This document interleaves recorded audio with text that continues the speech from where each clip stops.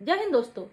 ठीक है, देखिए हम संविधान सभा तथा संविधान निर्माण प्रक्रिया देख रहे थे। पिछला वीडियो जो अपलोड हो चुका है उसमें सभी इंपोर्टेंट पॉइंट को डिस्कस किया गया था। उसी के बेस्ड पर एक क्वेश्चन है, एक क्वेश्चन सब आए हुए हैं। डेफिनेटली अगर आप ये करेंगे तो कोई ना कोई क्वेश्चन आपको डेफिनेटली एग्जाम में देखने को मिलेगा। ठीक है, यहाँ से क्वेश्चन बाहर नहीं जाएगा।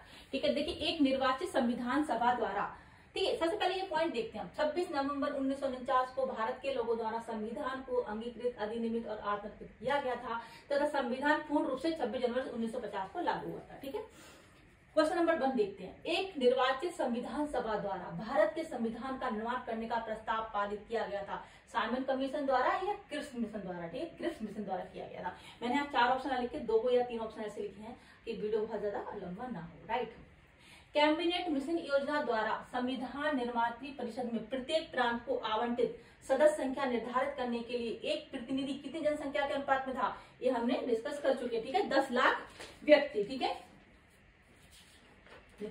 कैबिनेट मिशन वर्ष 1946 में भारत आया।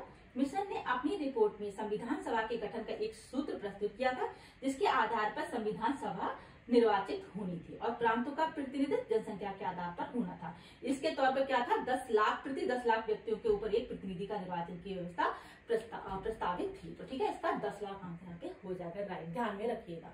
इन व्यक्तियों में से कौन कैबिनेट मिशन का सदस्य नहीं था? ठीक है, एक है William Wood, Patrick Lawrence, Stafford Cripps, AB Alexander. तो कौन कैबिनेट मिशन का सदस्य नहीं था? William Wood. ठीक है, ध्यान में रखिएगा।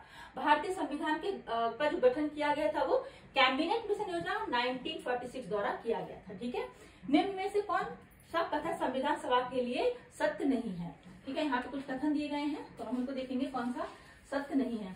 वह वयस्क मताधिकार पर आधारित नहीं थी। दूसरा है वह प्रत्यक्ष निर्वाचन का परिणाम थी। तीसरा वह बहुदलीय निकाय थी। चौथा उसने अनेक समितियों के माध्यम से कार्य किया। ये आपको ऑप्शन दे रखे हैं। राइट, तो देखिए संविधान सभा के गठन के लिए राज्यों की विधानसभा का उपयोग निर्वाचन मंडल के रूप में किया गया था अतः संविधान सभा अप्रत्यक्ष निर्वाचन का परिणाम थी। ठीक है, अप्रत्यक्ष निर्वाचन का परिणाम थी। यहाँ पे दे रखा है वह प्रत्यक्ष निर्वाचन का परिणाम थी, नहीं, वह अप्रत्यक्ष निर्वाचन का परिणाम थी। ठीक है, सत्य नहीं है तो ये उसके लिए सत्य नहीं है, पहला ऑप्शन। ठीक है, वह वयस्क मताधिकार पर आधारित नहीं थी। इसके लिए क्या है, देखिए वह निर्वाचन प्रारंभिक यानी राज्य विधानमंडलों के स्तर पर वयस्क मताधिकार प्रणाली द्वारा किया गया था। संविधान सभा में देखिए वयस्क मताधिकार मतलब यहाँ पे क्या है, निर्वाचन प्रारंभिक स्तर पर वयस्क मताधिकार प्रणाली द्वारा किया गया था राज्य विधानमंडलों का। ठीक है, तो ये यहाँ पे हम ऑप्शन नंबर 1 हमारा यहाँ पे सत्य नहीं रहेगा। वह बहुदलीय निकाय थी। राइट, उसने अनेक समितियों के माध्यम से किया। राइट, उसने अनेक समितियों के माध्यम से कार्य किया। ये भी राइट है। वह बहुदलीय निकाय थी, ये भी राइट है। ऑप्शन नंबर 1 और 2 यहाँ पे रॉन्ग हो जाएंगे। तो आप जब आएगा एग्जाम में तो ऑप्शन नंबर 1 और 2 लगा के आइएगा। कौन संविधान सभा के बारे में सत्य नहीं है, वह वयस्क मताधिकार पर आधारित नहीं थी, एक रॉन्ग है। ठीक है, संविधान सभा के गठन के राज्यों की विधानसभा का उपयोग निर्वाचन मंडल के रूप में किया गया था अतः संविधान सभा अप्रत्यक्ष निर्वाचन का परिणाम थी। ठीक है, यहाँ प्रत्यक्ष दे रखा है, ये गलत है। ठीक है, अप्रत्यक्ष निर्वाचन का परिणाम थी। ठीक है, नेक्स्ट देखते हैं। निम्नलिखित में से कौन कथन संविधान सभा के बारे में गलत है? यहाँ पे दे रखे हैं कुछ पॉइंट जो कि संविधान सभा के बारे में यहाँ पे बताने हैं कौन से गलत हैं। इसने बड़ी संख्या में समितियों के माध्यम से कार्य किया। ठीक है, राइट है। ठीक है, बड़ी संख्या में समितियों के माध्यम से कार्य किया था ना। उसमें प्रारूप समिति प्रमुख थी, कई समितियां बनी थी, हम डिस्कस करेंगे नेक्स्ट वीडियो में। उसने बड़ी संख्या में समितियों के माध्यम से कार्य किया, इसमें प्रारूप समिति प्रमुख थी। ठीक है, इसका निर्वाचन सार्वभौम मताधिकार पर आधारित था। तीसरा पॉइंट है इसकी चुनाव प्रक्रिया 1935 के अधिनियम 6वीं अनुसूची पर आधारित थी। कर, संपत्ति तथा शैक्षणिक योग्यता के कारण मताधिकार सीमित था। ये राइट है, थर्ड वाला ऑप्शन। ठीक है, तो गलत कौन सा हुआ? इसका निर्वाचन सार्वभौम मताधिकार पर आधारित था। ठीक है, संविधान सभा के जो सदस्यों का निर्वाचन प्रांतीय विधानसभाओं के सदस्यों द्वारा अप्रत्यक्ष निर्वाचन के द्वारा हुआ था, ना कि सार्वभौम वयस्क मताधिकार के आधार पर, प्रत्यक्ष विधि द्वारा। ठीक है, कर, संपत्ति तथा शैक्षणिक योग्यता के आधार पर मताधिकार प्रदान किया गया था, सभी को मताधिकार प्राप्त नहीं था। इसलिए थर्ड वाला ऑप्शन सही हो जाएगा। सेकंड वाला ऑप्शन यहाँ पे गलत रहेगा। तो आप सेकंड ऑप्शन लगा के आइएगा। राइट, अब हम देखते हैं भारत के संविधान का प्रारूप तैयार करने वाली संविधान सभा के सदस्यों को ब्रिटिश संसद द्वारा नामित किया गया था या गवर्नर जनरल द्वारा नामित किया गया था या विभिन्न प्रांतों की विधानसभा द्वारा चुना गया था। तो कौन सा सही रहेगा? ऑप्शन नंबर 3 सही रहेगा आपका। ठीक है, विभिन्न प्रांतों की विधानसभा द्वारा चुना जाता है। ठीक है, संविधान सभा के चुने हुए स्थायी सदस्य कौन थे?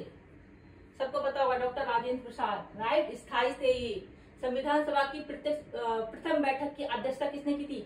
डॉक्टर सच्चिदानंद सिन्हा ने की थी। वह अस्थायी थे, अस्थायी अध्यक्ष थे डॉक्टर सच्चिदानंद सिन्हा। उन्होंने ही संविधान सभा की प्रथम बैठक की अध्यक्षता की थी, राइट।